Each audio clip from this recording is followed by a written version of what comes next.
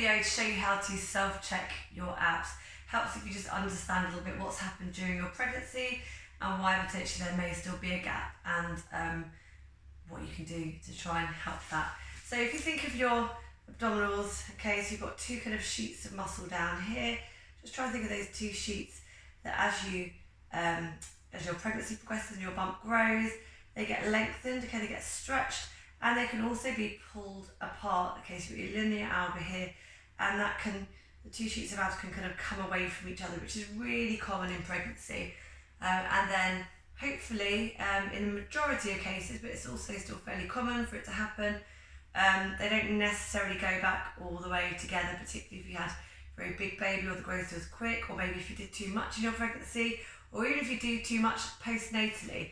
So what we want to do to try and check that is just visualise those two sheets of muscle, that if you were to lie flat on the floor a minute and show you, but we're going to try and measure the gap, okay, with the fingers. You have to have them pointing this way. If you're here, you can't really measure, you can't say, 2 fingers width. So we point this way, and what we're going to do is check all the way from just above the belly button. We're going to check all the way up, and then we're going to check below, which is a bit harder. The more flesh that's there, which most of us got a bit more in the lower belly, you have to press that a little bit harder. So what we want to do is feel them contracting and coming towards each other. Up to 2 fingers width, okay, measured this way, is okay. That's not considered diastasis recti, okay? If it's up to within that gap, that's fine. We can still improve things, okay? If it is over, if it's sort of either side or over, say 3 fingers or more, that would be considered abdominal separation. And we need to be really careful with that, not to do certain exercises that will apply too much stress to your abs and run the risk of things like umbilical hernias, sort of all down this area, of basically stuff poking through because the abs haven't come. It's that intra-abdominal pressure if you're overdoing it, lifting heavy weights, babies with car seats, flexing like this too much if you've got the separation. So those sort of things we'll need to be very aware of. And it's why we build up slowly as well with Pilates, because even afterwards everything's softer, everything's loose, you've still got relaxing going through you. So even if it has come back together, if you progress too quickly, if you do things that are going to apply too much stress while everything's soft, then you can actually open up that separation. So I'm going to lie flat on the mat, okay? Or I'm going to have my legs bent. This is one way that you can test it, probably the most simple one for you guys at the moment. And you're going to put your fingers, remember, this way down, so with the fingertips pointing down, find your belly button and just go just above it. Then you're going to just put the fingertips to the head, you're not pulling on the neck. You're going to start to raise the head and shoulder. And as you do, if you're going to push down and palpate side to side, you want to feel those sheets of muscle start to come back together. Now, you might be able to feel that by here.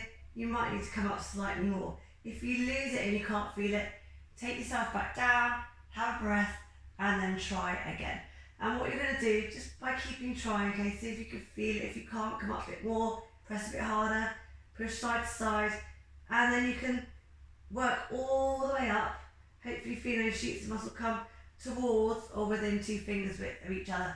And then you'll go below the belly button and do the same. So go just below the belly button, fingertips pointing down, start to lift the head and the shoulders, and you want to palpate and press side to side and feel those ridges sort of within the 2 finger range. That will confirm, okay, that you haven't got any abdominal separation going on, or it's not considered diastasis recti within the 2. If it is more than 2, okay, if you're not feeling them come together, you'll do exactly the same, but try with 3, okay?